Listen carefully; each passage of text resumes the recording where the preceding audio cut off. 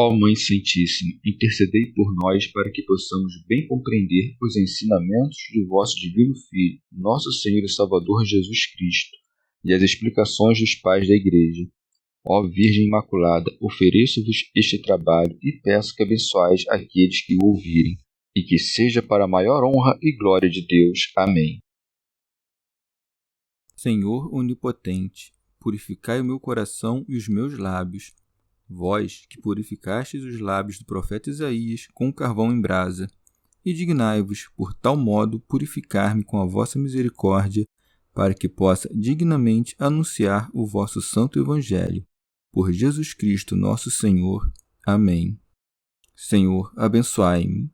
Que o Senhor resida no meu coração e nos meus lábios, para que anuncie digna e convenientemente o seu Evangelho. Amém. Evangelho de Nosso Senhor Jesus Cristo, segundo São João. Prólogo. No princípio era o Verbo, e o Verbo estava com Deus, e o Verbo era Deus. No princípio, ele estava com Deus. Tudo foi feito por meio dele, e sem ele nada foi feito. O que foi feito nele era a vida, e a vida era a luz dos homens. E a luz brilha nas trevas, mas as trevas não apreenderam. Houve um homem enviado por Deus, seu nome era João. Este veio como testemunha, para dar testemunho da luz, a fim de que todos crescem por meio dele. Ele não era a luz, mas veio para dar testemunho da luz. O Verbo era a luz verdadeira que ilumina todo homem. Ele vinha ao mundo. Ele estava no mundo, e o mundo foi feito por meio dele, mas o mundo não o reconheceu. Veio para o que era seu, e os seus não o receberam. Mas a todos que o receberam, deu o poder de se tornarem filhos de Deus. Aos que creem em seu nome, ele, que não foi gerado nem do sangue, nem de uma vontade da carne, nem de uma vontade do homem, mas de Deus. E o Verbo se fez carne e habitou entre nós. E nós vimos a sua glória, glória que ele tem junto ao Pai como Filho unigênito, cheio de graça e de verdade. João dá testemunho dele e clama: Este é aquele de quem eu disse, o que vem depois de mim passou adiante de mim, porque existia antes de mim. Pois de sua plenitude todos nós recebemos graça por graça, porque a lei foi dada por meio de Moisés, a graça e a verdade vieram por Jesus Cristo. Ninguém jamais viu a Deus. O Filho unigênito, que está voltado para o seio do Pai, este o deu a conhecer. Comentários dos Pais da Igreja. São João Crisóstomo. Enquanto os demais evangelhos encetam a narrativa pela encarnação, São João, remontando aquém da concepção do nascimento, da educação e do crescimento de Nosso Senhor, entra a relatar a geração eterna quando diz: No princípio era o Verbo. Santo Agostinho. A palavra grega logos significa tanto razão quanto verbo ou palavra. Nesta passagem, contudo, é preferível interpretá-la como verbo, porque esta forma indica não apenas a relação com o Pai, senão também com tudo aquilo que foi feito por meio da força operativa dele, verbo. A razão, porém, embora nada tenha produzido, chama-se desta maneira corretamente. O repetido ressoar e decair das palavras no uso cotidiano da linguagem acaba por aviltá-las. Mas palavra há outra que é proferida pela boca, que permanece no interior do homem. A verdadeira palavra, a qual convém especialmente neste nome, ela própria não soa.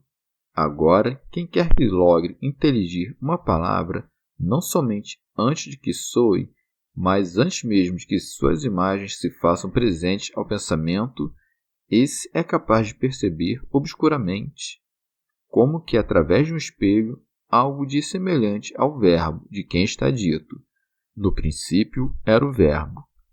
É de força que, quando falamos do que sabemos, a palavra nasce do mesmo conhecimento retido na memória e tome deste a natureza.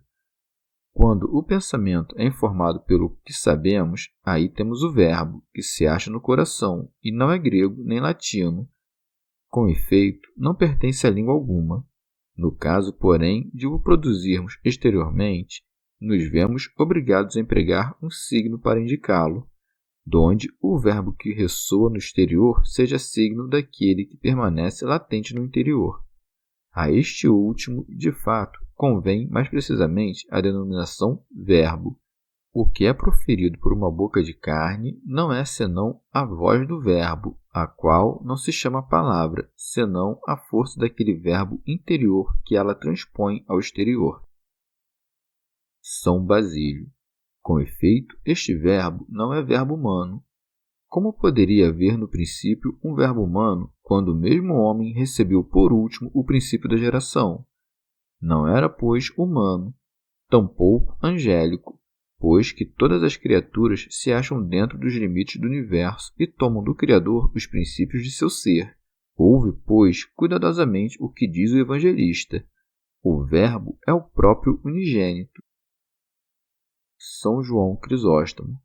Mas se alguém perguntar, por que nada diz do Pai e de pronto sai a falar do Filho?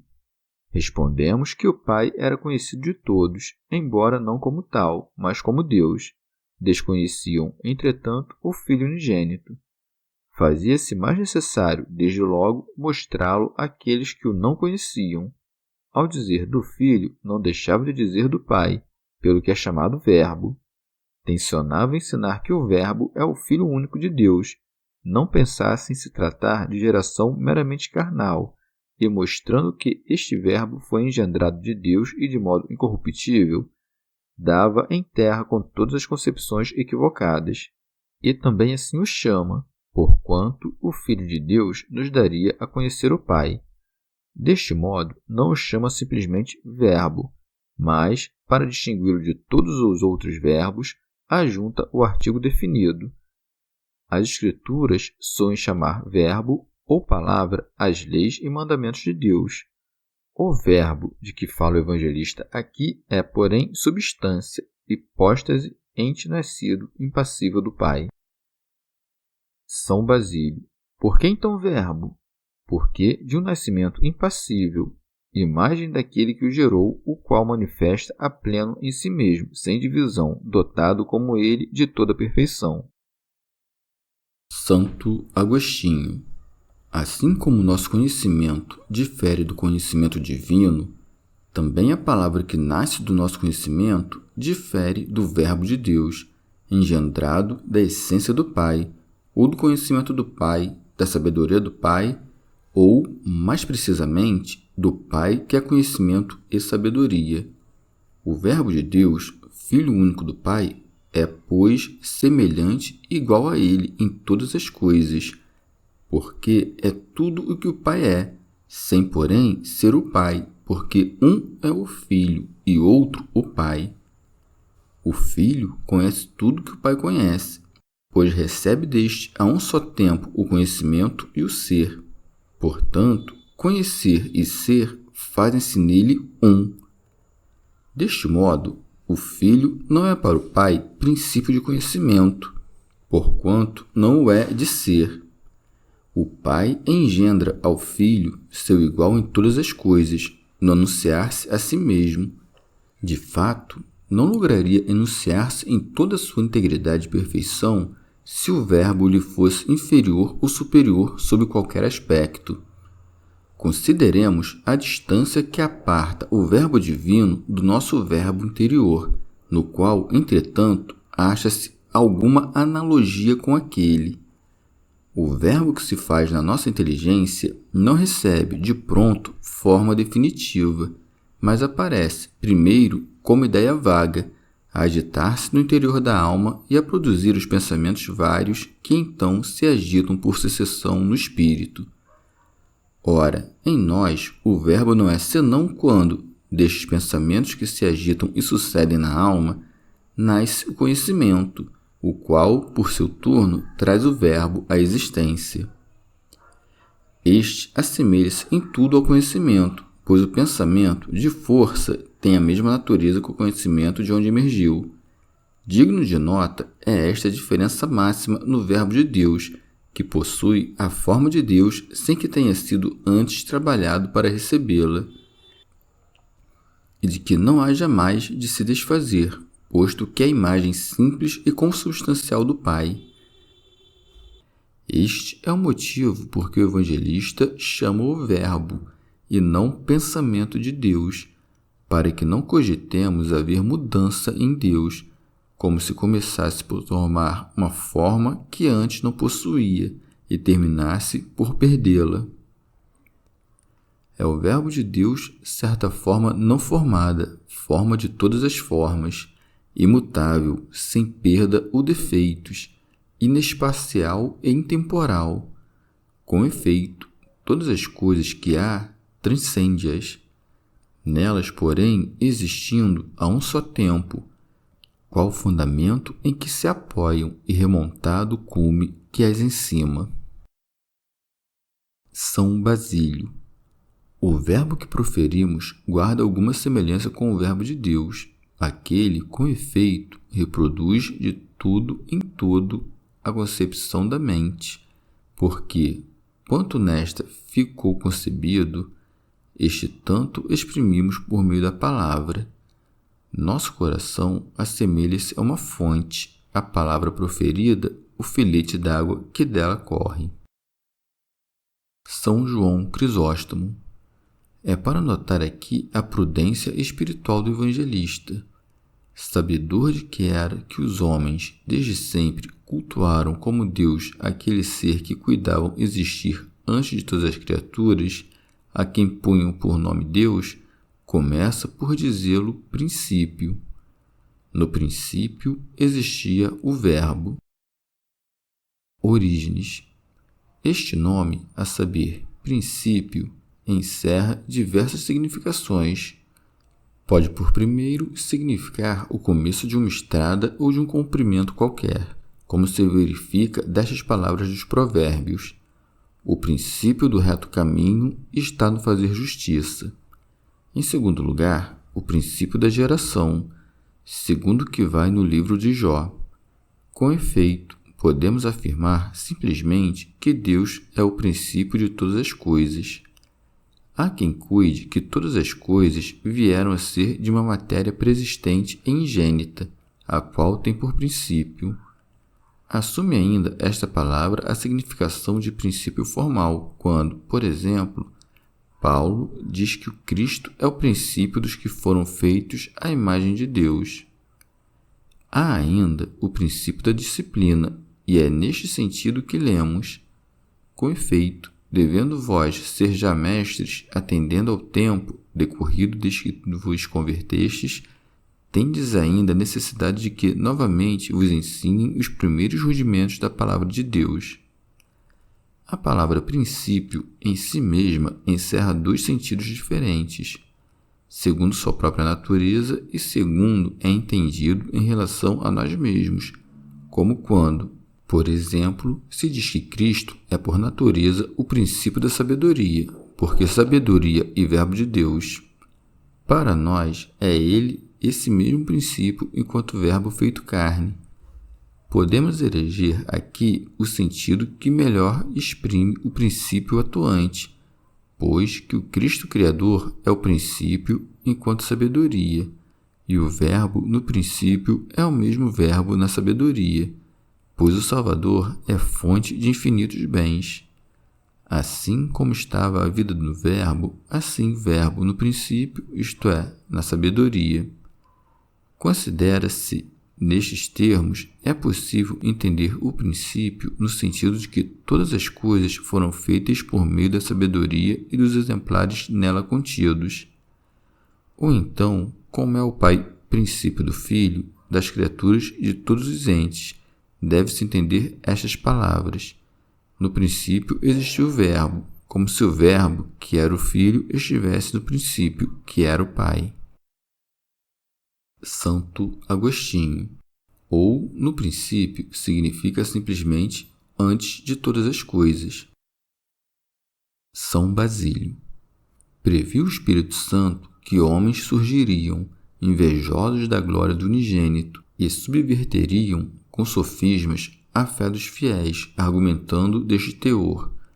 Ora, se foi engendrado, não era, quer dizer, antes de ser engendrado, não existia. Não chegassem a dizê-lo, nos ensina o mesmo Espírito que no princípio existia o Verbo. Santo Hilário de Poitiers. O tempo, os séculos, as eras, tudo isto passa. Agora, mesmo se imaginares um ponto distante no tempo, não lograrás concebê-lo, porquanto ele já era antes que o tempo fosse. São João Crisóstomo. Do mesmo modo que o homem, a navegar perto do litoral, divisa as cidades e os portos, mas quando se afasta para o mar, perde-os de vista, sem que seus olhos encontrem um ponto de apoio, assim o evangelista, nos elevando acima de todas as criaturas, põe nosso olhar suspendido, impossibilitando-nos de entrever contorno algum nestas altas regiões aonde nos transportou. Com efeito, o dito no princípio exprime a um só tempo a essência infinita e eterna. Santo Agostinho. Alguns há, porém, que objetam dizendo: se ele é filho, deve, de força, ter nascido. Concedemos. Acrescem ainda, à guisa de conclusão, que o pai já era antes do nascimento do filho, raciocínio que rejeitamos, entretanto, e prosseguem. Como pode o pai engendrar um filho coeterno, uma vez que os filhos nascem dos pais para suceder-lhes aquele depois da morte? Como eles buscam comparações entre as coisas criadas, importa que também nós estabeleçamos analogias como apoio às verdades que defendemos. Como, porém, haveríamos de encontrar na criação um ser coeterno, quando nenhuma criatura é eterna? Achássemos aqui embaixo dois entes absolutamente contemporâneos, um a engendrar, outro a ser engendrado, poderíamos formar uma ideia desta simultânea eternidade. Nas Escrituras, a sabedoria é representada como o brilho da luz eterna e como imagem do Pai. Busquemos aí, nestes dois termos, a comparação que nos possa dar uma ideia do que sejam dois entes coeternos. Todos sabem que o brilho da luz vem do fogo. Digamos, pois, seja o fogo o pai dessa luminosidade. Quando acendo uma lâmpada, o fogo e a luz passam a existir em simultaneidade. Mostra-me um fogo sem luz e concedo que o pai não engendrou o filho. A imagem existe por causa do espelho. Ela aparece quando alguém se olha no espelho, mas essa pessoa já existia antes de fazê-lo. Tomemos agora o exemplo de uma planta ou arbusto que nasceu às margens de um rio. Acaso a imagem que projeta nas águas não nasceu ao mesmo passo que ela? Se, pois, esse arbusto houvesse existido desde sempre, também sua imagem. Ora, o que deriva de um ente é verdadeiramente nascido dele. O ente que engendra pode, portanto, ter coexistido desde toda a eternidade com o engendrado. Alguns dirão: entendo que o pai e o filho sejam coeternos, mas cuido que a luz do fogo seja menos brilhante que o mesmo fogo, ou que a imagem do arbusto refletida nas águas seja menos real e perfeita que o próprio arbusto. Não, a igualdade é perfeita e absoluta. Não acredito, redarguir-me-ão, porque não fizeste a comparação correta. Talvez possamos encontrar entre as criaturas alguma relação que seja semelhante e não inferior à coeternidade que vai entre o pai e o filho, mas neste caso não há de ser apenas um gênero de semelhança. Reunamos, pois, dois exemplos distintos. Ao que eles próprios nos fornecem, acrescentamos outro. De fato, eles falavam de entes entre os quais havia certa diferença temporal, por exemplo, entre o homem que gera e o homem gerado. Todavia, digo eu, esses dois homens compartilham de uma mesma natureza. Encontramos, pois, nesse nascimento igualdade de natureza, mas não temporal. Por outro lado, nos exemplos da luz e do fogo e do arbusto com seu reflexo na água, Não há aí igualdade de natureza, mas há simultaneidade. Encontram-se, portanto, reunidas em Deus propriedades que estão disseminadas nas diversas criaturas e objetos, e de tal modo estão unidas, não como estão entre criaturas, mas com perfeição que convém ao Criador. Atas do Concílio de Éfeso. As Escrituras chamam Filho tanto ao Filho do Pai quanto ao Verbo, e também à Luz Eterna, e empregam revezadamente todos estes termos para falar de Cristo, opondo-se assim ao blasfemo. Teu Filho tem a mesma natureza que tu. A Escritura, para que conheças a unidade substancial entre Pai e Filho, chama a este nascido daquele, Filho unigênito. Ademais, como as noções de nascimento e filiação passam a ideia de sofrimento, chama-o Verbo de Deus, pondo a lume o impassivo de seu nascimento. E como todos os pais são mais velhos que seus filhos, o que não se verifica na geração divina, nomeia ao Filho unigênito do Pai como o brilho da luz eterna. De fato, a luz procede do Sol, mas não lhe é posterior.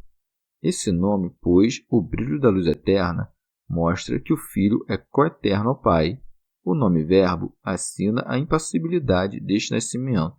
O nome Filho, por fim, indica a consubstanciabilidade entre os dois. São João Crisóstomo.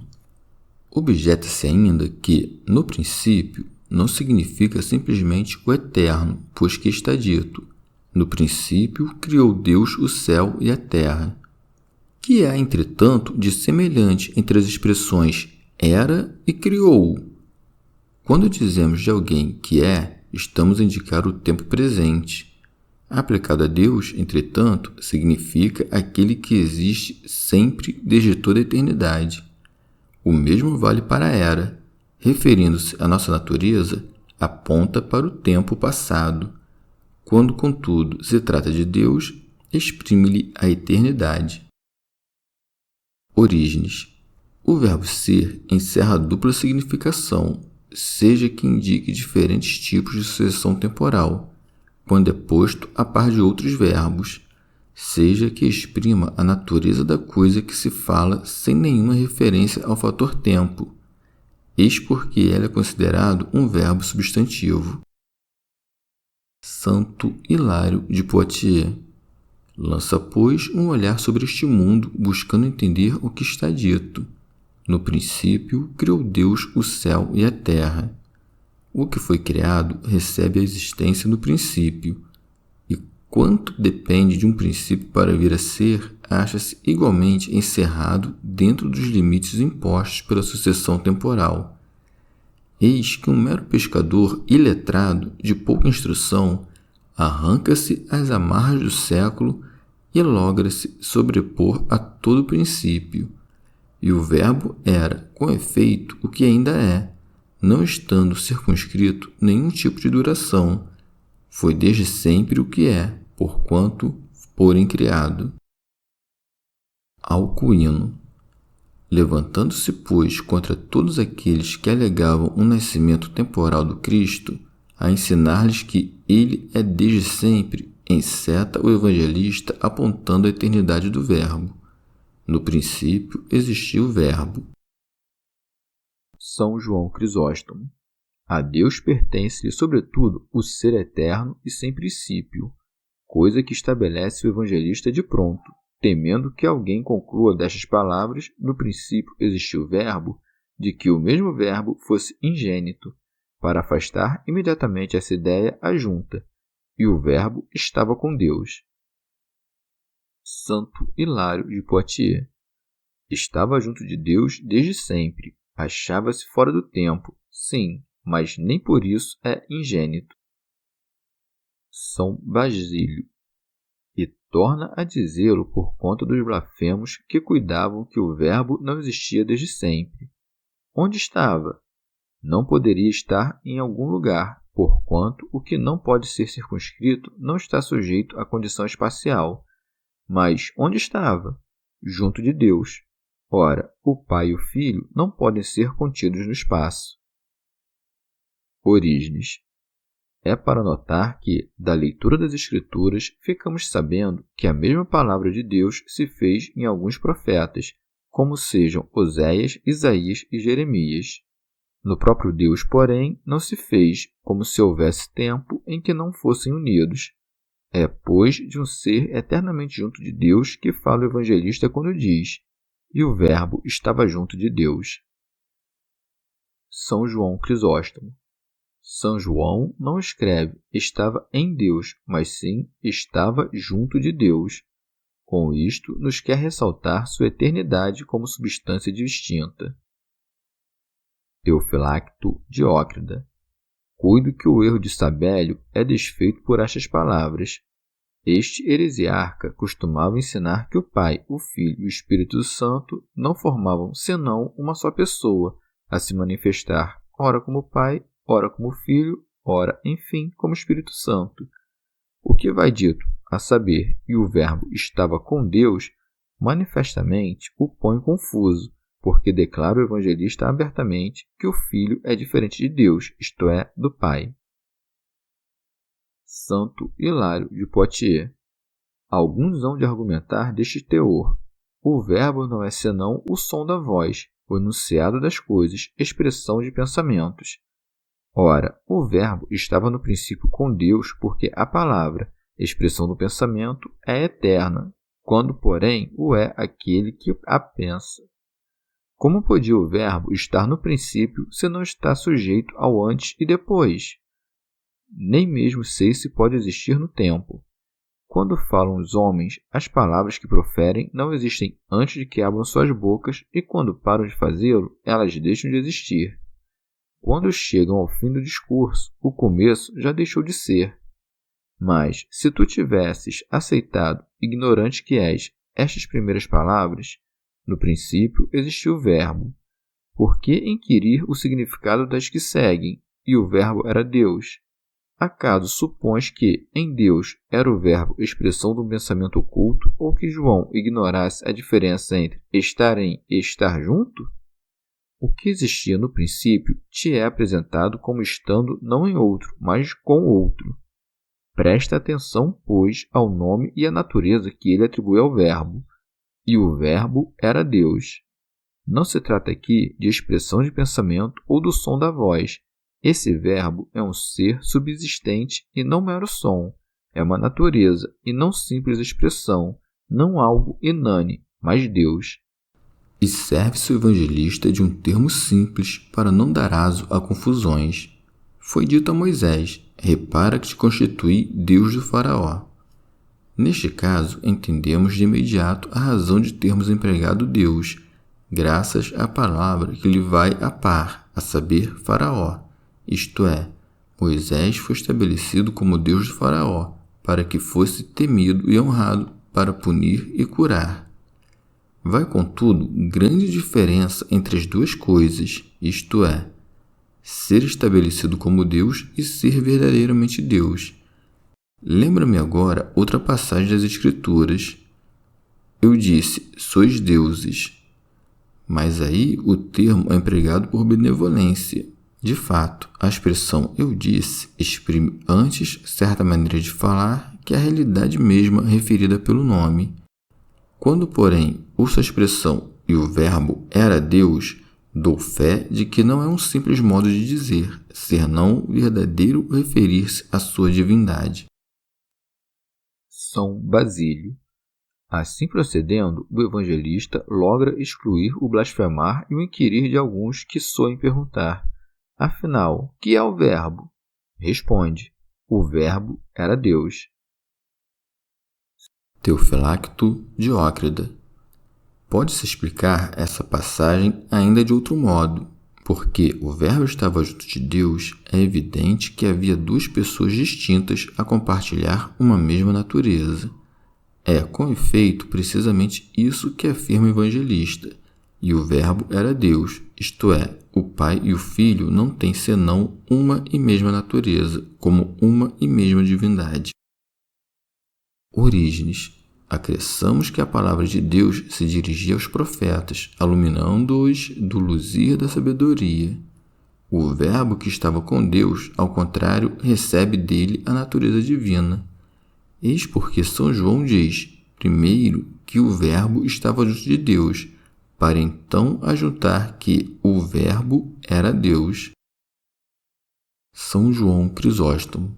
E não era Deus no sentido em que empregava Platão, isto é, seja como inteligência, seja como alma do mundo, coisas de fato completamente estranhas à natureza divina. Há quem faça a seguinte objeção: ao Pai chamamo-lo Deus empregando o artigo definido, ao Filho, porém, sem fazê-lo.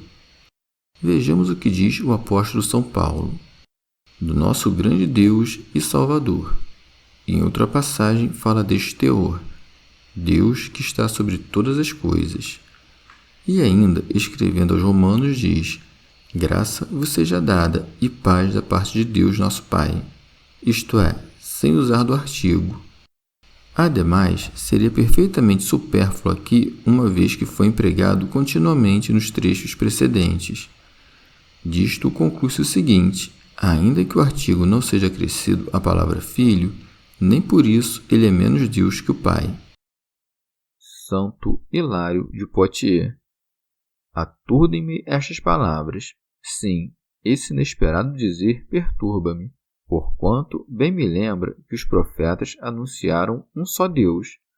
Mas o nosso pescador, em seguida, acalma-me o ânimo explicando a razão deste tão remontado mistério.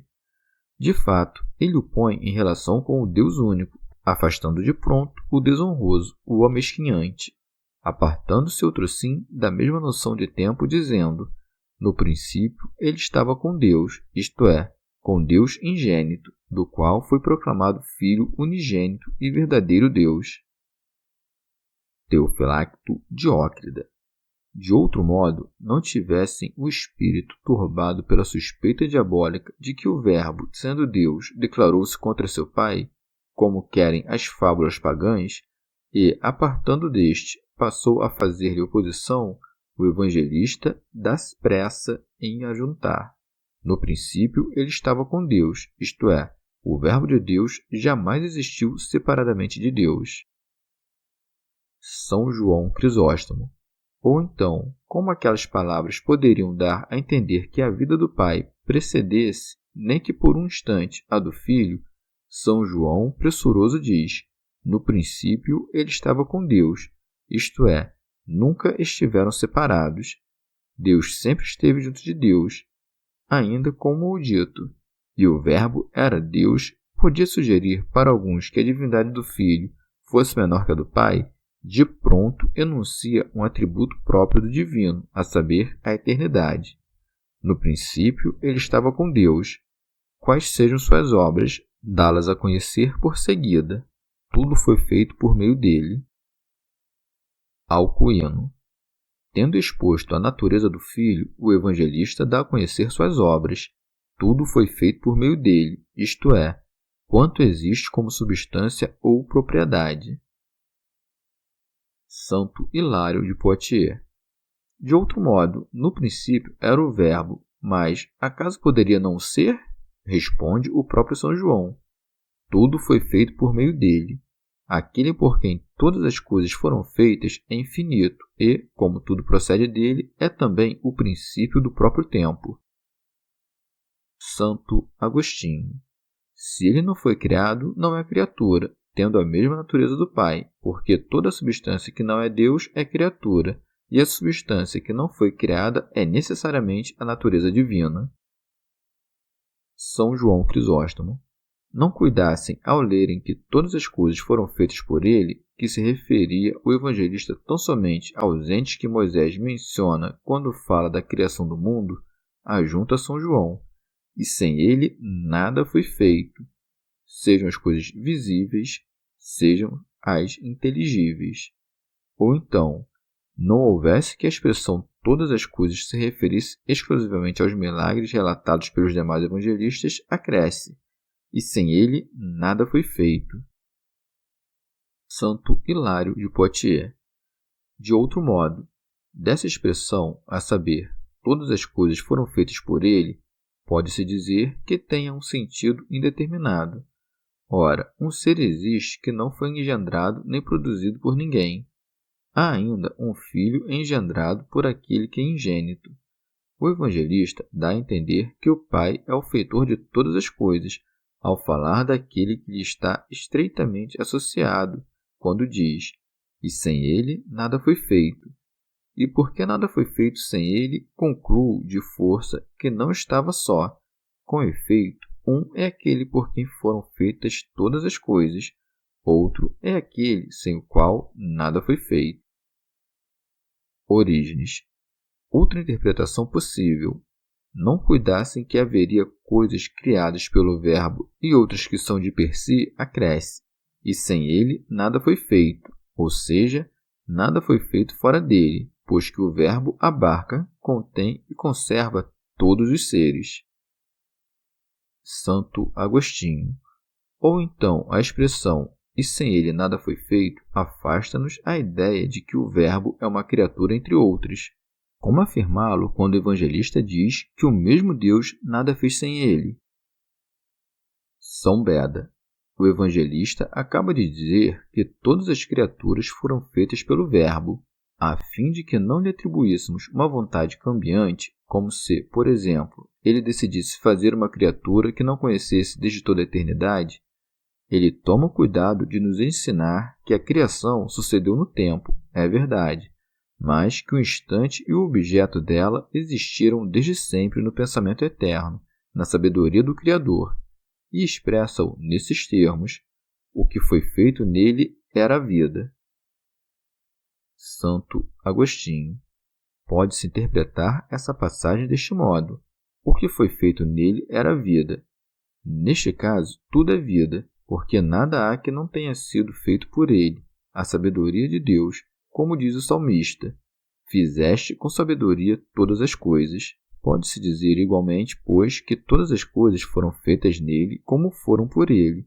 Portanto, se tudo que foi nele criado é vida, então a terra é vida e a pedra do mesmo modo. Afastemo-nos dessa interpretação equivocada, tão própria aos maniqueístas. Não adotemos tão absurdo discurso, a dizer que as pedras e as paredes são dotadas de vida. Quando são refutados e contrariados, apoiam-se nas Escrituras dizendo-nos: então, por que está escrito que tudo que foi feito nele era vida? Faz-se, pois, necessário entender essa passagem do seguinte modo: o que foi feito era vida nele. A terra foi criada, mas esta que foi criada não é vida. O que é vida não é senão a razão espiritual, o pensamento eterno que existe na sabedoria de Deus, em virtude da qual a terra foi feita. Assim, a vida não a achamos num móvel qualquer, por exemplo, quando é fabricado. Com efeito, esse móvel é vida no projeto que foi na mente do artífice. Do mesmo modo, contém a sabedoria divina pela qual tudo foi criado, os projetos eternos de todas as criaturas e, bem que estas coisas não sejam em si mesmas a vida, vivem naquele que as fez. Eufilacto Diócrida.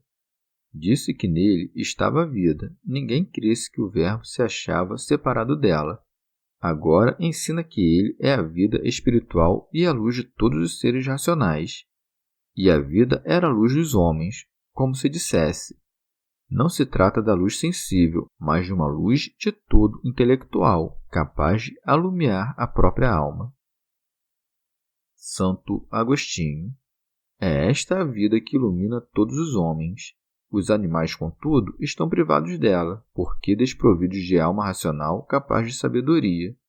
O homem, ao contrário, criado à imagem de Deus, está dotado de alma racional que lhe permite compreender a mesma sabedoria. Assim, essa vida que trouxe todas as coisas à existência é, ao mesmo tempo, luz a clarear não distintamente todos os animais, senão somente os homens. Esta vida, que é a luz dos homens, os corações dos insensatos não puderam compreendê-la, pois que, puxados para baixo pelos pecados, não lograram divisá-la, e para que não a crescem inexistente, porque a não enxergam, prossegue, e a luz brilha nas trevas, mas as trevas não a aprenderam. Um homem cego está como que ausente para o sol, embora este lhe esteja presente. Ora, todos os insensatos dir-se-iam têm a sabedoria diante dos olhos, mas não podem vê-la, não porque cegos, ela lhes esteja de largo, senão porque eles acham-se apartados dela. Orígenes, porque não é o próprio Verbo chamado luz dos homens, mas a vida que nele havia. A vida em questão aqui não é aquela compartilhada tanto pelas criaturas racionais quanto pelas irracionais, mas é que se acha unida ao mesmo Verbo, do qual tomamos parte por via deste Verbo primevo, e que nos capacita não somente a discernir a vida aparente e desprovida de realidade, senão também desejá-la como verdadeira. Participamos, pois, por primeiro, na vida que, para alguns, não é ainda posse atual da luz, senão mera potencialidade, porquanto não desenvolveram ainda aquele vivo desejo de conhecimento. Para outros, ao contrário, essa vida se faz luz em ato. São estes aqueles que, seguindo o conselho do apóstolo, buscam com afinco dons os mais perfeitos, isto é, a palavra de sabedoria. Santo Agostinho. Disse um certo platônico que o começo deste santo evangelho deveria ser inscrito em letras de ouro no lugar mais destacado das igrejas. São Beda. Com efeito, os outros evangelistas relatam o nascimento temporal de Cristo. São João, por seu turno, nos ensina que ele existia no princípio, dizendo: no princípio era o Verbo. Os demais se apressam em fazer com que desça do céu à terra, mas João declara que sempre esteve com Deus, e o Verbo estava com Deus. Os 3 primeiros evangelhos descrevem a vida mortal que levou entre os homens. Este o apresenta como Deus quando diz: e o Verbo era Deus. Os outros o mostram a viver como homem entre homens, sujeito ao curso do tempo. Aqui, Deus junto de Deus no princípio. No princípio, ele estava com Deus. Os demais evangelistas relatam as grandes coisas que fez enquanto homem. São João nos dá a conhecer que Deus Pai fez todas as coisas por ele. Tudo foi feito por meio dele e sem ele nada foi feito. Santo Agostinho. O que precede esta passagem tinha por objeto a divindade de Jesus Cristo, que, vindo até nós, revestiu-se da forma humana. Como, porém, no Verbo feito carne a humanidade velava a divindade, um homem extraordinário foi enviado antes dele, por cujo testemunho se soubesse que ele era mais que homem. Houve um homem, Teofilacto Diócrida, e não um anjo, contrariando o que muitos ideavam. Santo Agostinho. Como haveria este homem de nos dizer a verdade sobre Deus? Porque foi enviado por Deus. São João Crisóstomo. Nada do que diz é puramente humano, não é de si próprio que veio falar. Tudo o que lhe saía da boca é ditado por quem o enviou, motivo porque foi tido em conta de anjo por um profeta. Eis que mando o meu anjo. Porque um anjo, isto é, enviado, nada tem de seu para comunicar. Quando escreve que foi enviado, não lhe refere o ser, senão ao ministério que viria a cumprir.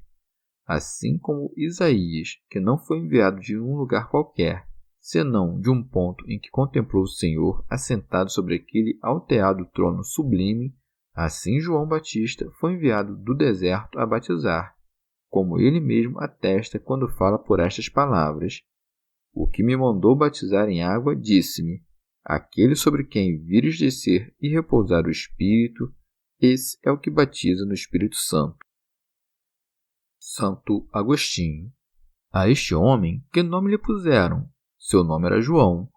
E por que foi enviado? Este veio como testemunha para dar testemunho da luz. São João Crisóstomo. Não porque se fizesse necessário o testemunho da luz, mas para nos dar a saber o verdadeiro motivo da missão de João Batista, o evangelista prossegue, a fim de que todos crescem por meio dele. O Filho de Deus assumiu nossa carne mortal para que não nos perdêssemos, e com o mesmo intuito envia antes de si um precursor, a fim de que a voz de um semelhante tornasse os homens mais inclinados a aceitá-lo. São Beda. Não diz com efeito o evangelista, a fim de que todos crescem nele, porque é maldito o homem que confia no homem, mas a fim de que todos crescem por meio dele, isto é, que todos crescem naquela luz por meio do seu testemunho. Teofilacto Diócrida. Não há que se culpar João se alguns se recusaram a crer. Se um homem se encerra numa sala sombria, privando-se dos raios do sol, não haveremos de culpar a este, mas aquele. Assim, João foi enviado para que todos crescem por meio dele. Se esse objetivo não foi inteiramente alcançado, não lhe podemos imputar a causa do fracasso. São João Crisóstomo. Segundo o sentir comum, o que dá testemunho parece superior ao testemunhado e mais digno de fé. Por esse motivo, apressa-se o evangelista a desfazer esse engano a propósito de João, dizendo: ele não era luz, mas veio para dar testemunho da luz. Ora, se não fosse essa a intenção, não teria repetido a frase, para dar testemunho da luz. Não seria um desenvolver a doutrina, mas um inútil repetir-se. Santo Agostinho. Por aqui, bem se vê a que luz se referia João Batista. O Verbo era a luz verdadeira. São João Crisóstomo. O evangelista havia dito que João Batista foi enviado para dar testemunho da luz.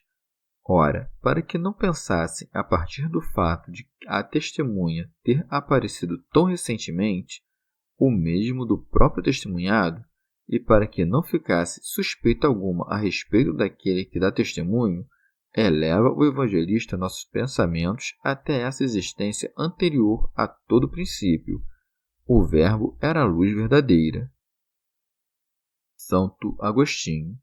Porque o evangelista julgou necessário acrescentar o adjetivo verdadeira, porque ao homem iluminado chamamos-lhe também luz, mas a verdadeira luz é aquela que ilumina.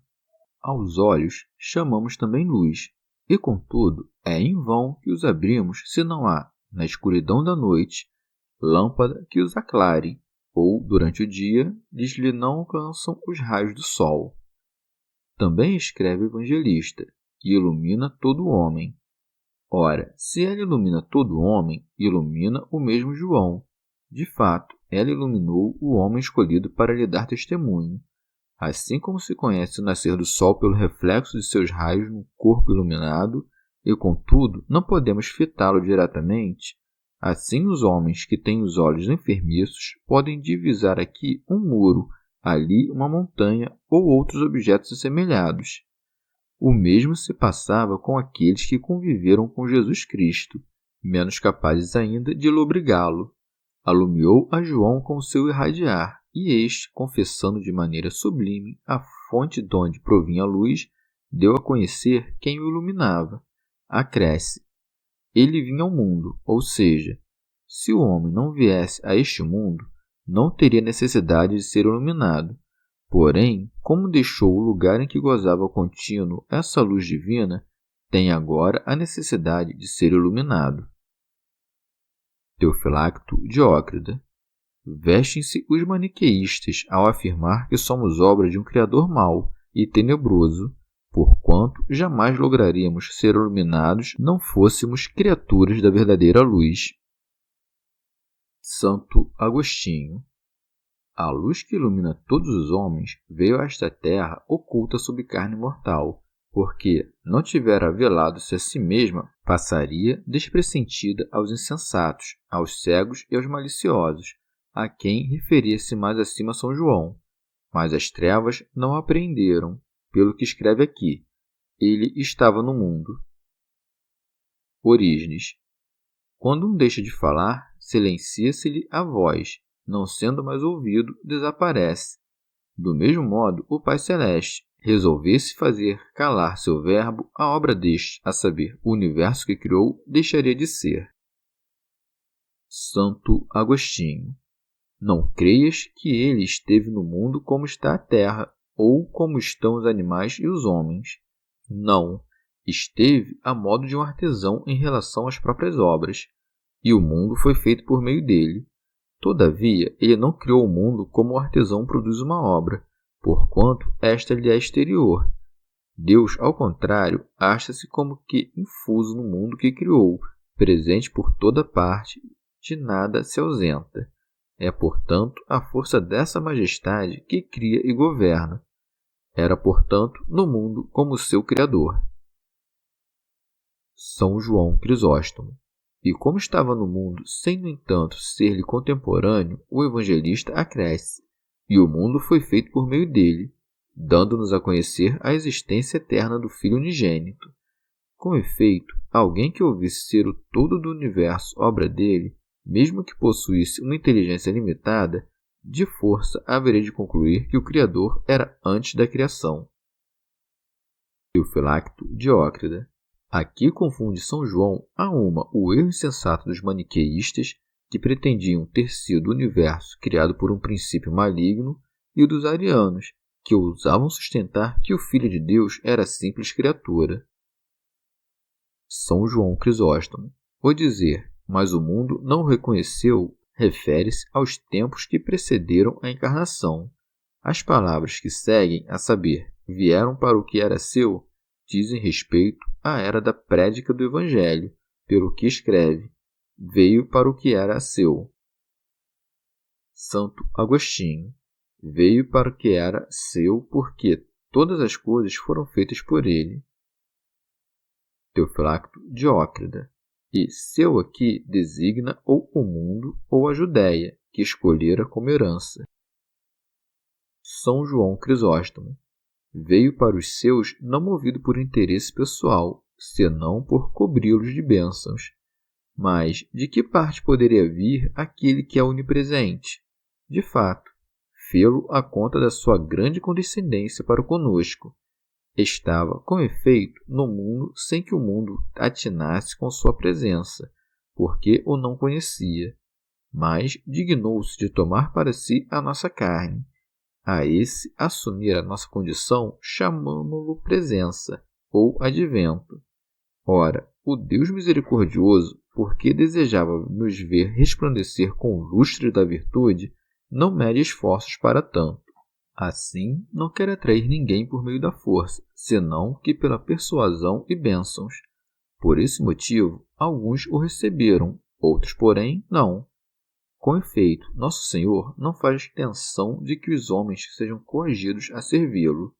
Quem assim procede não o está seguindo de fato, e os seus não receberam. Aos judeus chama-os os seus, como a um povo privilegiado, o que, em certo sentido, aplica-se a todos os homens porque criaturas suas. E como mais acima, para nossa vexação, o evangelista observou que o mundo criado por ele não o conheceu, aqui, novamente, indignado com a ingratidão dos judeus, os argui de falta ainda mais grave, e os seus não receberam. Santo Agostinho. Desde que ninguém o recebeu, ninguém foi salvo, porquanto a condição necessária da salvação não é senão o receber a Jesus Cristo. Por isso, ajunta o evangelista, mas a todos que o receberam. São João Crisóstomo. Escravos e homens livres, gregos e bárbaros, sábios e iletrados, homens e mulheres, crianças e velhos, todos tornaram-se dignos da mesma honra. Deu o poder de se tornarem filhos de Deus. Santo Agostinho. Que bondade extrema! Filho único, não quis permanecer só, não temeu de ter co-herdeiros, porque sua herança nunca esmaece, quando sejam muitos que nela tomem parte. São João Crisóstomo. Não disse que os mudou em filhos de Deus, mas que deu poder de se tornarem filhos de Deus.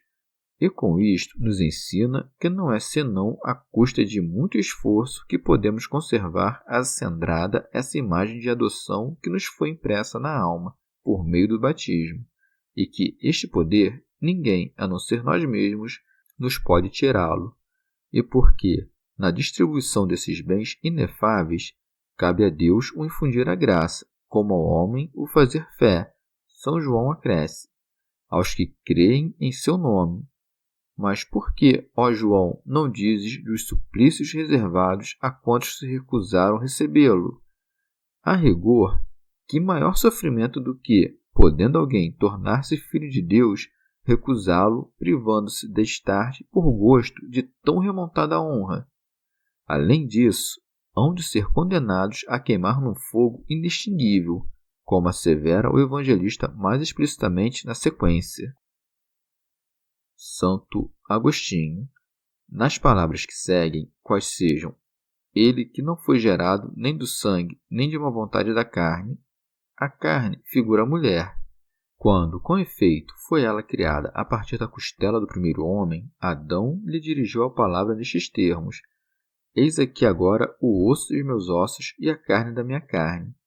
Essa palavra, portanto, está a significar aqui mulher, do mesmo modo que, frequentemente, marido simboliza espírito, porque o papel deste está no comandar e o daquela no servir.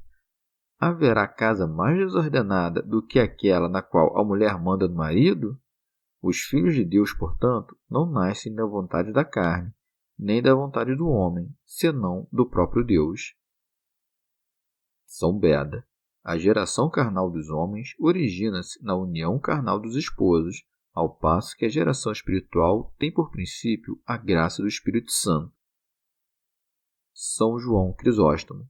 Quis, ao falar por estes termos, o evangelista destacar, por um lado, a baixeza e humildade da nossa primeira geração, a partir do sangue e da vontade da carne, e, por outro, a elevação da segunda, originada da graça e da nobreza, para que façamos ideia alteada da dádiva que nos foi concedida, e para que empreguemos grande desvelo em guardá-la.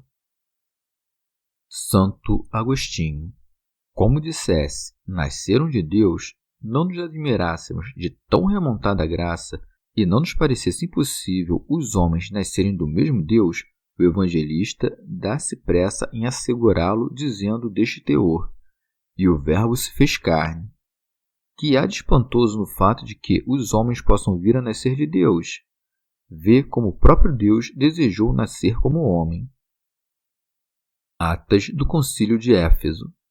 A palavra que pronunciamos e de que nos servimos nos colóquios é incorpórea, impossível de ser apreendida pela visão ou pelo tato. Quando, porém, reveste-se de letras e de formas exteriores, torna-se visível e acessível ao ver e ao tocar. Do mesmo modo, o Verbo de Deus, que de seu natural é invisível, tornou-se visível. Sendo também corpóreo por natureza, tomou para si um corpo tangível. Teofilacto Diócrida. Apolinário de Laodiceia tencionou estribar suas heresias sobre esta mesma passagem. Com efeito, cuidava que Cristo não tinha alma racional, senão somente corpo, e que era dirigido e governado diretamente pela própria divindade. Santo Agostinho. Acaso ficaste desconcertado com o quanto disse o evangelista sobre o Verbo fez carne, mas não alma? Mas nota que a carne é frequentemente empregada para designar o homem inteiro. Trata-se com efeito de uma figura de linguagem, que se consiste no tomar a parte pelo todo, como é o caso, por exemplo, desta passagem das Escrituras: a ti vem todo o mortal, toda a carne.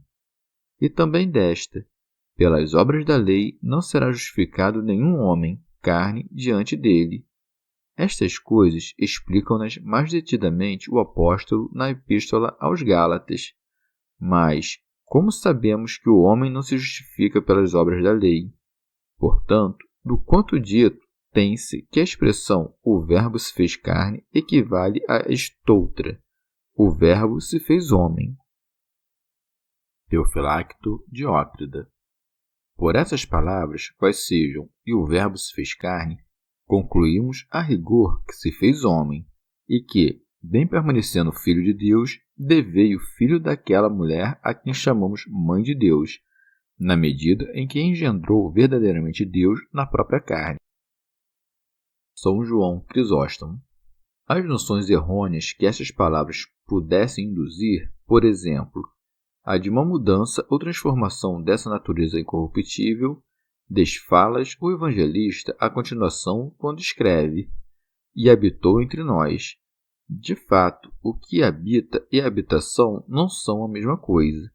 E aqui me refiro à diferença de naturezas, pois que, em virtude da união estreita que vai entre elas, o Deus Verbo feito carne não forma senão uma só pessoa, sem confusão e sem dissolução dessas duas naturezas.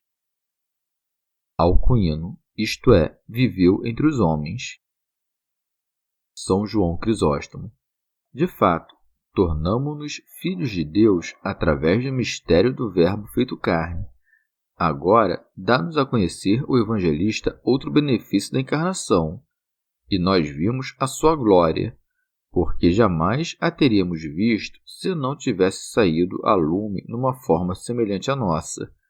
Com efeito, se os hebreus sequer lograram resistir ao brilho da visagem glorificada de Moisés, que ele teve de cobrir, como nós, cujas origens e cujos instintos são terra, haveríamos de lançar vistas à própria divindade inacessível mesmo às potências superiores do céu. São João acresce: glória que ele tem junto ao Pai como Filho unigênito, e o faz porque numerosos profetas foram glorificados, como Moisés, Elias e muitos outros que operaram grandes milagres. Do mesmo modo, os anjos que, quando apareciam aos homens, rebrilhavam da natural glória que tinham. Assim, os querubins e os serafins foram avistados pelo profeta cercados de resplandecente glória. Mas a glória que nos dá aqui o evangelista está acima dessas todas, acima de nossa natureza e de toda a glória criada. Ele nos conduz ao cume de todos os bens. Eis o que significam essas palavras. A glória que vimos não é a de profeta, de um homem comum, nem mesmo de anjo, arcanjo ou de alguma potestade superior, mas a glória do mesmo Rei, do Filho unigênito por natureza. São Gregório. Com efeito, nas Sagradas Escrituras, partículas tais como, do mesmo modo, como, nem sempre indicam simples semelhança, senão que, por vezes, identidade perfeita, como neste caso, como de Filho unigênito do Pai. Alcuino. Vimos mais acima que certo homem foi enviado a testemunhar. O evangelista relata agora qual seja esse testemunho que o precursor deu publicamente. João dá testemunho dele. São João Crisóstomo. Os demais evangelistas invocam os antigos oráculos proféticos. Tudo isto aconteceu para que se cumprisse o que foi dito pelo Senhor por meio do profeta. São João, ao contrário, nos dá a conhecer esse testemunho mais recente e mais alterado, não porque pretendesse dar crédito ao Mestre apenas em virtude do testemunho de um servo, mas para se colocar ao nível da fraqueza de seus ouvintes. Se o Filho de Deus não houvesse tomado para si a forma de servo, não teria sido recebido facilmente pelos homens. Do mesmo modo, não houvera sido anunciado pela voz deste servo aos espíritos de seus semelhantes, pouco teriam sido os judeus que consentiriam em receber-lhe a palavra, e clama, isto é, prega publicamente, com toda a liberdade, sem nada esconder. Todavia, não enceta por dizer que Jesus é o Filho unigênito de Deus, mas clama deste teor. Este é aquele de quem eu disse, o que vem depois de mim passou adiante de mim, porque existia antes de mim. As mães dos filhotes de passarinho não lhes ensinam de um só golpe a voar, mas fazem-no gradativamente, começando por tirá-los do ninho, etc., até que lhe põe a seguir a corrente de ar. E o mesmo faz João Batista, porque não sai de pronto, alçando os judeus às mais remontadas considerações, mas os eleva, pouco a pouco, acima da terra, estabelecendo que Cristo era maior do que ele, o que já lhes parecia coisa de não pouca monta, e percebe como dá testemunho com grande cautela. Não espera que Jesus esteja presente para o apontar, mas anuncia com antecedência que ele veio para o meio dos homens. É precisamente isto que indicam estas palavras. Este era aquele de quem eu disse. João Batista procede desta maneira, visando a preparar o espírito dos homens a receber Jesus Cristo mais facilmente, não se afastassem dele por tudo que já havia sido dito precedentemente, e não o rejeitassem à conta de sua aparência. De fato, o Salvador tinha uma forma exterior tão simples e comum que, se os judeus tivessem ouvido falar dele depois de o terem visto, se mofariam do testemunho de João. Também se pode dizer que São João Evangelista acresce ao de João Batista o próprio testemunho. Neste caso, esse trecho não registra as palavras do precursor, senão as do discípulo. Eis o sentido delas. Nós outros, os 12 apóstolos e ainda toda a multidão de fiéis presentes e futuros, também recebemos a plenitude de Jesus Cristo. Santo Agostinho, que recebestes? Graça sobre graça, quer dizer, por primeiro, algo de inefável e em seguida, graça sobre graça. Deste modo, recebemos, no participar de sua plenitude, de início graça, de seguida, graça sobre graça. Qual a primeira graça que recebemos? A mesma fé, assim chamada, porque dada gratuitamente. Os pecadores, portanto, receberam essa primeira graça, que neles operava como o princípio da remissão dos pecados, e depois graça sobre graça, isto é, a essa graça de viver na fé, recebemos outra, a da vida eterna. Porque, de fato, esta é como que a recompensa da fé, e dado que esta é graça, a vida eterna é também graça dada sobre outra graça. Esta não existia no Antigo Testamento, porque cabia à lei punir, mas não socorrer. Ordenava sem curar. Mostrava o mal sem desaparecer com ele. Contentava-se com preparar os homens a receber o médico que haveria de trazer graça e verdade. Eis porque o evangelista ajunta. Porque a lei foi dada por meio de Moisés, a graça e a verdade vieram por Jesus Cristo. A morte do seu Senhor destruiu a morte temporal e a eterna, e esta graça a lei prometia, mas não a podia dar. São João Crisóstomo é o mesmo evangelista que, intentando ressalvar a preeminência dos dons trazidos por Jesus Cristo sobre os de Moisés, nos dá a saber os verdadeiros motivos dessa superioridade. Este, sendo um simples servo, dispensou graças de somenos importância. Jesus, ao contrário, Senhor soberano e Filho de Rei, irradiou-nos graças de ordem deveras superior, porque contempla o Pai e com ele se compadece na vida eterna. Por isso diz, ninguém jamais viu a Deus. Santo Agostinho. Por que então disse Jacó, vi a Deus face a face? E quanto a Moisés, de quem foi dito, o Senhor falava a Moisés face a face? Também, no mesmo sentido, o profeta Isaías, falando de si mesmo, disse, vi o Senhor sentado sobre um alto e elevado trono. São Gregório. Essas passagens nos ensinam claramente que, no transcurso desta vida mortal, podemos de fato divisar Deus em certas figuras, mas não nos é dado o contemplá-lo em sua natureza. A alma, como que inspirada da graça do Espírito Santo, logra remirá-lo em filigrama, sem jamais atingir a visão íntima da essência divina. É por isso que Jacó, assegurando que viu Deus, a rigor não viu senão a um anjo. Do mesmo modo, Moisés, que, falando face a face com Deus, rogou-lhe deste teor, mostra-me a tua glória, donde se conclui que tinha sede de contemplá-lo em todo o esplendor desta natureza infinita que entrevia como em figuras. São João Crisóstomo. Ninguém senão o Filho e o Espírito contemplam o Pai. Como seria possível a criatura completar o incriado? Ninguém, pois, conhece o Pai senão o Filho. O Filho unigênito, que está voltado para o seio do Pai, este o deu a conhecer. E para que ninguém levasse a certeza de que Filho aqui se referisse aos filhos de Deus pela graça, precedeu esta palavra do artigo. E como se isso não bastasse, acrescenta o termo unigênito. Santo Hilário de Poitiers. O nome Filho não parecia explicitar-lhe o suficiente a natureza divina, motivo porque João Batista ajunta um termo que designa a virtude que lhe é própria. Com efeito, servindo-se da expressão Filho unigênito, exclui em absoluto a noção de adoção, pois que a natureza divina, e somente ela, é capaz de preencher toda a significação do termo unigênito. São João Crisóstomo. E desta mesma verdade ajunta ainda outra prova, que está voltado para o seio do Pai, privilégio deveras superior à mera visão de Deus. De fato, quem apenas vê não logra conhecer perfeitamente o que vê. Aquele, porém, que habita no seio do Pai, esse nada pode ignorar.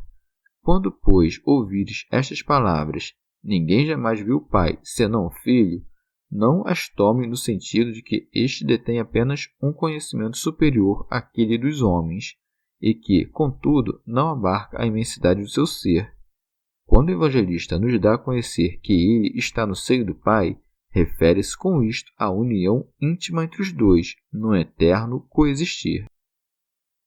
Santo Agostinho. No seio do Pai, isto é, na presença secreta do Pai, porque esse termo não se aplica propriamente a Deus. Servimos-nos desta expressão, contudo, porque aquilo que entendemos por seio é como que a nossa parte mais íntima. Aquele que conhece o Pai no seu íntimo é que nos pode contar o que viu. São João Crisóstomo. E o que nos contou? Que não há senão um só Deus. Ora, acaso não foi precisamente isto que Moisés e os profetas nos deram a conhecer antes da vinda de Jesus? Que aprendemos do Filho a respeito de que está voltado para o seio do Pai? Que o unigênito falou por meio dos profetas, que através dele recebemos uma doutrina em muito superior, que Deus é Espírito, que seus adoradores devem adorá-lo em espírito e verdade, e, finalmente, que Deus é o Pai do Filho unigênito. Chegamos ao fim de mais um dia de comentários da Catena Áurea. Muito obrigado por ficarem até aqui, que Nossa Senhora derrame suas graças sobre nós e até amanhã.